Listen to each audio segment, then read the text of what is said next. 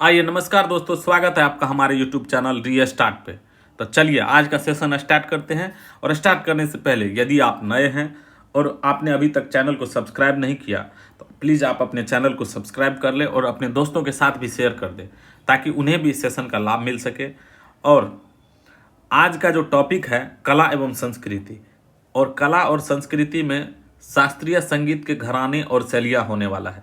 इससे पहले 4 टॉपिक हो चुका है। अगर वो चारों वीडियो आप नहीं देखे हैं कला और संस्कृति का तो प्ले लिस्ट में जा करके आप वो चारों वीडियो देख सकते हैं। ये 5वां चैप्टर है।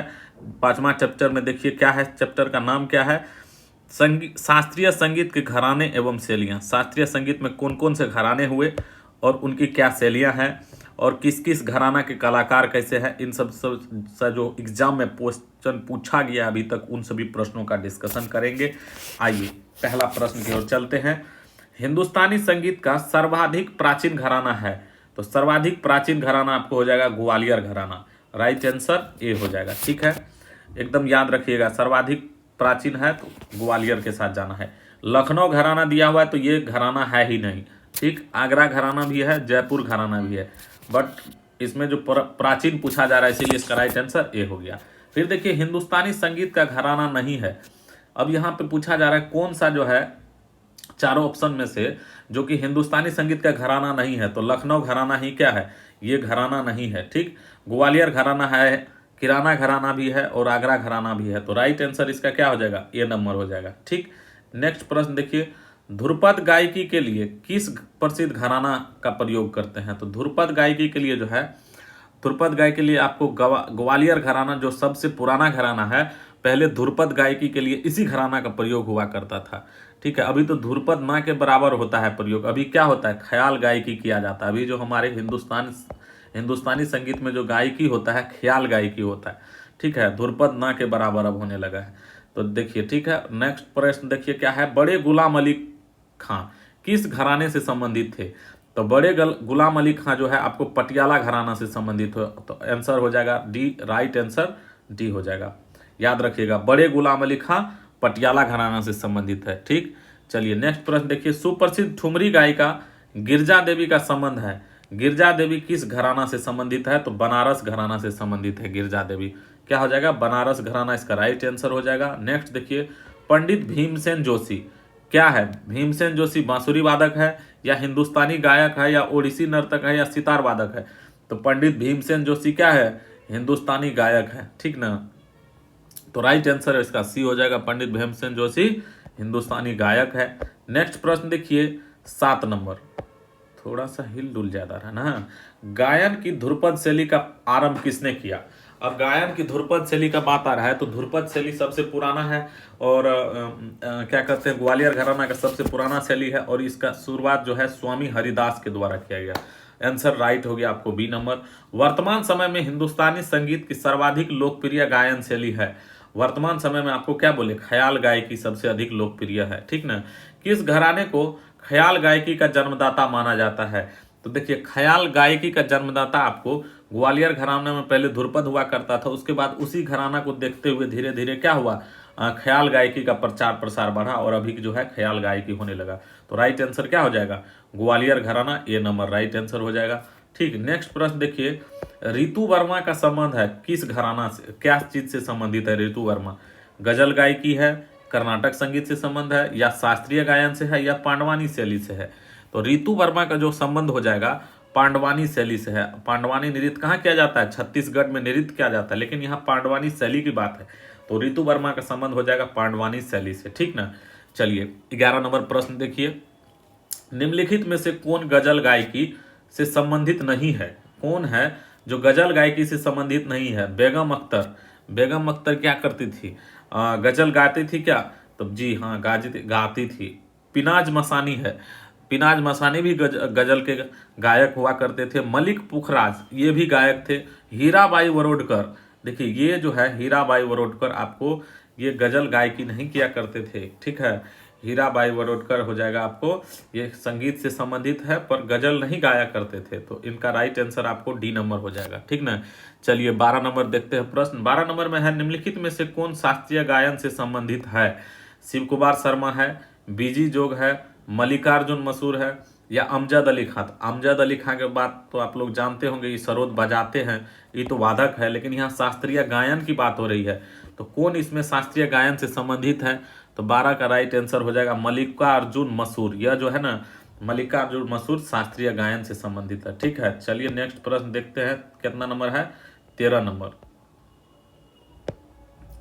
13 नंबर का प्रश्न देखिए क्या कहा जा रहा है 13 में कि प्रसिद्ध गायिका पिनाज मसानी किस गायकी से संबंधित है? तो अभी जस्ट एक प्रश्न आया था, उसमें ऑप्शन में था ना पिनाज मसानी किस गायकी से संबंधित है, तो गजल गायकी करती है पिनाज मसानी। तो 13 का राइट आंसर क्या हो जाएगा? बी हो जाएगा। बेगम अख्तर कला किस विधा से संबंधित है? तो बेगम अख्तर कला जो है वो आपको किस विधा से संबंधित है? तो यह हो जाएगा आपको संगीत से संबंधित है। बेगम अख्तर भी आया था ना। चलिए नेक्स्ट प्रश्न देखते हैं। संगीत हो गया इसका, ठीक है। नेक्स्ट देखिए, तानसेन, स्वामी हरिदास, बैजू बावरा हिंदुस्तानी संगीत शैली के किस रूप से संबंध थे जिनका प्रभाव संपूर्ण उत्तर भारत में था? देखिए तानसेन, स्वामी हरिदास को तो ध्रुपद का जन्मदाता ही माना जाता है। आंसर देखिए क्या हो जाएगा, तो ध्रुपद हो जाएगा राइट, क्योंकि स्वामी हरिदास, तानसेन, बैजू बावड़ा और ये सब जो हिंदुस्तानी संगीत शैली उस टाइम में प्रचलित था संपूर्ण भारत पर, उत्तर भारत में जो है ना इसी का प्रभाव है ध्रुपद का। ठीक है ना, तो 15 का सी नंबर राइट होगा आंसर। फिर 16 देखिए, निम्नलिखित में से कौन हिंदुस्तानी संगीत शैली का हिस्सा नहीं है? कौन जो है हिंदुस्तानी संगीत शैली का हिस्सा नहीं है? तो देखिए ध्रुपद भी हिंदुस्तान में हुआ ही करता है, तराना भी बजाते हैं हम लोग, तराना भी होता है, फिर धमार भी होता है। ये सभी, धमार होली टाइम में होता है ना, तो ध्रुपद भी गाते ही हैं, आप ग्वालियर घराना से संबंधित है, तराना भी। लेकिन तिल्लाना का प्रयोग हम लोगों के क्षेत्र में नहीं होता। तो राइट आंसर क्या हो जाएगा? तिल्लाना हो जाएगा। फिर देखिए 17 नंबर में है, गायन के क्षेत्र में संयुक्त राष्ट्र में गायन का गौरव प्राप्त है। गायन के क्षेत्र में कौन जो व्यक्ति है जो संयुक्त राष्ट्र में उसको गायन का गौरव प्राप्त है, जो कि संयुक्त राष्ट्र तक पहुंचे हैं? तो देखिए भूपेन हजारिका तो वो भी नहीं पहुंचे, अनूप जलोटा, लता मंगेशकर ये भी नहीं। MS सुब्बालक्ष्मी जो है ये क्या संयुक्त राष्ट्र में भी गा करके आ चुके हैं। ठीक है, MS सुब्बालक्ष्मी। तो नेक्स्ट ये प्रश्न का आंसर हो गया आपको डी नंबर। चलिए 18 नंबर देखिए, कर्नाटक संगीत का पितामह किसे कहा जाता है? ये क्वेश्चन बहुत एग्जाम में पूछा गया हुआ है, ठीक ना।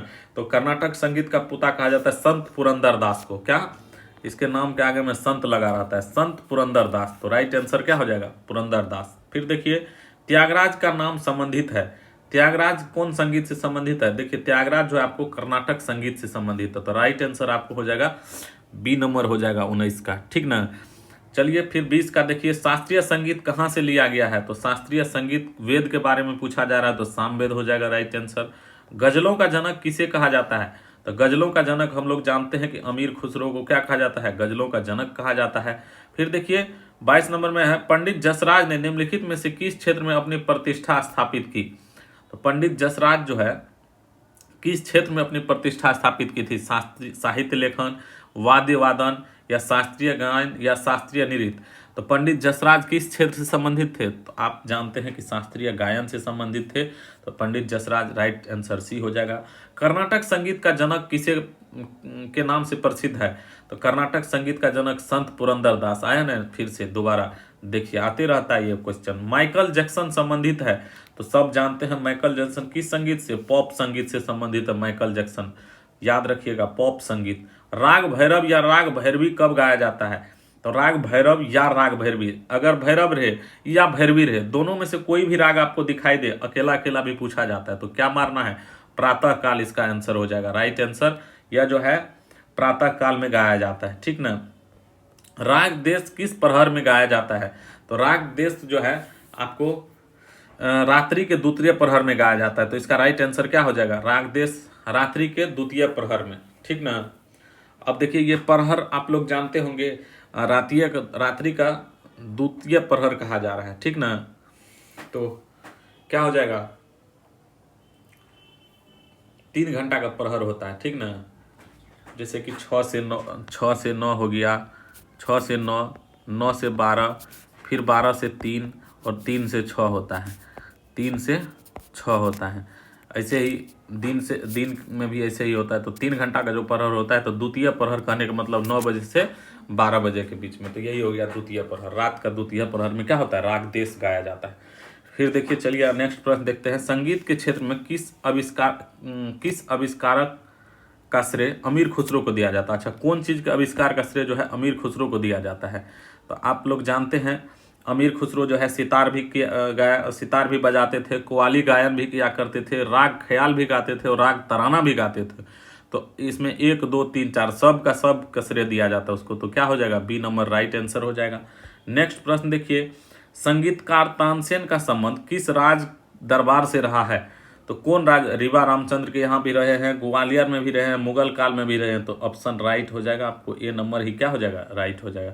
फिर देखिए, भातखंडे संगीत महाविद्यालय कहाँ स्थित है? तो लखनऊ, देखिए उत्तर प्रदेश, बिल्कुल यही आंसर हो जाएगा आपको। भातखंडे संगीत महाविद्यालय कहाँ स्थित है? लखनऊ में है। और ये चंडीगढ़ जो दिख रहा है आपको, यहाँ पे क्या है, प्राचीन कला केंद्र है। चंडीगढ़ में है प्राचीन कला केंद्र चंडीगढ़ में, ठीक है। और लखनऊ में भातखंडे संगीत महाविद्यालय, और इलाहाबाद में जो है प्रयाग संगीत समिति है। प्रयाग संगीत क्या है, प्रयाग संगीत समिति, ठीक ना। तो प्रयाग संगीत समिति हो तो इलाहाबाद मारना है, प्राचीन कला केंद्र हो तो चंडीगढ़ मारना है, और भातखंडे संगीत महाविद्यालय पूछे तो लखनऊ मारना है, ठीक ना। देखिए, राग रागनियों का प्रथम बार विस्तृत विवेचन किया है। तो राग रागनियों का जो पहले बार विस्तृत विवेचन हुआ है, कहाँ हुआ है? तो ये आपको नारद के संगीत मकरंद में हुआ है। राइट आंसर इसका हो जाएगा क्या, नारद के संगीत मकरंद में राग रागनियों का वर्गीकरण देखने को मिलता है। 6 राग रागनियों का वर्गीकरण मिला है, 6 के 36 टोटल हो जाता है। तो राग रागनियों के वर्गीकरण आपको कहाँ से देखने को मिला है? नारद के संगीत मकरंद से, ठीक है। चलिए, प्रातः काल में गाया जाने वाला राग है, टोडी है, दरबारी है, भोपाली है, भीम पलासी है। तो प्रातः काल में कौन राग गाया जाता है? दरबार में, एकदम दरबारी प्रातः काल में गाया जाता है। तो 31 का राइट आंसर आपको क्या हो जाएगा, बी नंबर हो जाएगा। चलिए 32 नंबर की ओर चलते हैं। देखिए, 32 नंबर का प्रश्न क्या कह रहा है कि शास्त्रीय संगीत के सिद्धांत की विवेचना कहाँ की गई? ऋग्वेद है, अथर्ववेद है, यजुर्वेद है, सामवेद। तो सब लोग जानते हैं कहाँ की गई है, वेद में, सामवेद। पंडित भीमसेन जोशी के क्रियाकलाप का क्षेत्र क्या रहा है? पंडित भीमसेन जोशी आपको बता चुके हैं कि वह शास्त्रीय संगीत से संबंधित है, तो राइट आंसर बी हो जाएगा। नेक्स्ट देखिए, निम्नलिखित में से कौन हिंदुस्तानी शास्त्रीय संगीत में सुविख्यात है? तो इसमें से सुविख्यात है हिंदुस्तानी शास्त्रीय संगीत में, तो कौन विख्यात है? जो संयुक्त राष्ट्र संघ में भाषण दे के आए हैं, मतलब गा के आए हैं, MS सुब्बालक्ष्मी। तो राइट आंसर 34 का क्या हो जाएगा, बी नंबर हो जाएगा। फिर देखिए, भारतीय वोकल म्यूजिक का प्राचीन रूप है। भारतीय वोकल म्यूजिक जो अभी देखने को मिलता है, उसका प्राचीन रूप क्या रहा है? तो हम लोग जानते हैं कि ध्रुपद से ही इसका विकास हुआ है, ख्याल का विकास हुआ है, और इसी से क्या होता है, वोकल म्यूजिक हम लोग बजाते हैं, ठीक ना। निम्नलिखित में से कौन सा एक हिंदुस्तानी शास्त्रीय संगीत का गायक या गायिका है? तो इसमें से कौन जो है, लीला सैमसन, स्वप्न सुंदरी, गीता चंद्रन या गंगूबाई हंगल? तो देखिए, हिंदुस्तानी शास्त्रीय संगीत की गायक या गायिका है तो गंगूबाई हंगल जो है, यह आपको क्या हो जाएगी, राइट आंसर हो जाएगी। यही जो है हिंदुस्तानी शास्त्रीय संगीत की गायिका है। फिर देखिए, सुविख्यात ठुमरी गायिका गिरजा देवी का संबंध है। तो गिरजा देवी का संबंध इससे पहले भी प्रश्न आ चुका है, कहाँ हो जाएगा, बनारस घराना से। तो राइट आंसर इसका क्या हो जाएगा जी, ए नंबर हो जाएगा, ठीक। नेक्स्ट प्रश्न देखिए, बेगम अख्तर का नाम किससे संबंधित है? तो बेगम अख्तर आपको एक तो शास्त्रीय गजल भी दिया हुआ था वहां पे, और ठुमरी भी गाया करती थी। तो बेगम अख्तर क्या हो जाएगा, राइट आंसर आपको बी हो जाएगा, शास्त्रीय गजल व ठुमरी हो जाएगा, है ना। फिर देखिए, 39 नंबर का आंसर देखते हैं, उमाकांत और रमाकांत गुंडेचा बंधु क्या है? उमाकांत और रमाकांत गुंडेचा बंधु यह सरोज संगीतक या ध्रुपद गायक या कथक नर्तक या तबला वादक आखिर क्या थे ये? तो ये जो थे ध्रुपद गायक थे, उमाकांत और रमाकांत गुंडेचा बंधु, ये दोनों क्या थे, ये दोनों भाई थे, और ये दोनों जो है आपको ध्रुपद गायक थे, ध्रुपद गाया करते थे। फिर देखिए, गंगूबाई हंगल जिनकी मृत्यु 2009 में हुई थी, वो क्या थी? तो लोकप्रिय तमिल अभिनेत्री या प्रसिद्ध भरतनाट्यम नर्तकी या प्रसिद्ध हिंदुस्तानी कंठ संगीत? तो अभी जस्ट हुआ है, ठुमरी गाई करती थी तो कंठ संगीत ही न गाया करती थी, संगीत शास्त्रीय गजल भी गाया करती थी बेगम अख्तर। ओ, ये बेगम अख्तर है ना, बेगम अख्तर शास्त्रीय गजल और ठुमरी। और ये गंगूबाई हंगल जो है, ये भी हिंदुस्तानी संगीत से रही है संबंध इसका भी। तो राइट आंसर इसका 40 का क्या हो जाएगा, बी नंबर हो जाएगा। नेक्स्ट प्रश्न देखिए, विख्यात शास्त्रीय गायक उदय भावलकर हिंदुस्तानी शास्त्रीय संगीत की किस विधा से संबंधित है? अतः ये जो है उदय भवालकर हिंदुस्तानी शास्त्रीय संगीत के कौन विद्या से संबंधित रहे हैं? ठुमरी के गाया करते थे, या गजल गाया करते थे, या तराना, या ध्रुपद? आखिर क्या गाया करते थे ये? तो संगीत की किस विधा से संबंध रहे हैं उदय भावलकर? तो इसका जो राइट आंसर हो जाएगा आपको ध्रुपद गाया करते थे। ये भी सबसे पुराने हैं और यह भी क्या गाया करते थे? ध्रुपद। तो चलिए 42 नंबर देखते हैं क्या है प्रश्न। 42 नंबर में देखिए, इसको क्या करना है, सूची है और इसको मिलाना है। शास्त्रीय संगीत से कौन कौन संबंधित रहे हैं? तो इसमें देखिए खोजिए, लता मंगेशकर, हेमंत कुमार, ये सब शास्त्रीय संगीत तो नहीं गाते हैं। मोहम्मद रफ़ी अभी का वोकल म्यूजिक ये सब गाते हैं, ठीक है। इसको सुगम संगीत हम लोग कह सकते हैं, ठीक ना। तो सुगम संगीत। शारदा सिन्हा जो है लोक संगीत गाती है, एक क्षेत्रीय है तो लोक संगीत गाती है, तो इसका तो लोक संगीत हो जाएगा। संत पुरंदर दास को कर्नाटक संगीत का जनक कहा जाता है, तो इसका राइट आंसर ये हो जाएगा। और शास्त्रीय संगीत जो है आपको यहाँ देखिए, बड़े गुलाम अली खां पटियाला घराना से संबंधित है। किस घराना से है? पटियाला घराना से। बड़े गुलाम अली खां आपको पटियाला घराना से संबंधित है ना। ओंकारनाथ ठाकुर है और जहीरुद्दीन डागर है। तो ये शास्त्रीय संगीत से क्या हो जाएगा? 4 नंबर हो जाएगा। फिर देखिए सुगम संगीत हो जाएगा, लता मंगेशकर हो गया, चाहे हेमंत कुमार हो गया, या मोहम्मद रफ़ी हो गया। तो इस सब का राइट आंसर क्या हो जाएगा? इसका राइट आंसर आपको हो जाएगा तो क्या हो गया? 1 का 4 है ना, कहाँ है 1 का 4? दो में है। बी का देखिए, तो बी का क्या आंसर आया है? बी का 1 नंबर है ना, तो बी का 1 नंबर किस में है? ए नंबर में। तो राइट आंसर आपको ए ही हो जाएगा। चलिए यहाँ देखते हैं अब 43 नंबर देखिए, हिंदुस्तानी संगीत है और इसको मिलाना है इससे। तो हिंदुस्तानी संगीत या शास्त्रीय गायन, तो एम.एस. सुब्बालक्ष्मी जो है आपको शास्त्रीय गायन से संबंधित है, सब जानते हैं। पांडवानी शैली से कौन संबंधित है? गजल गायकी। इसमें देखिए अब हिंदुस्तानी संगीत हो गया, हीराबाई बरोडकर जो है आपको किस चीज से संबंधित है? हीराबाई बरोडकर कितना नंबर में है? हीराबाई बरोडकर कहाँ गया? हीराबाई बरोडकर यहाँ है ना। तो 3 जो है हीराबाई बरोडकर आपको क्या हो जाएगा?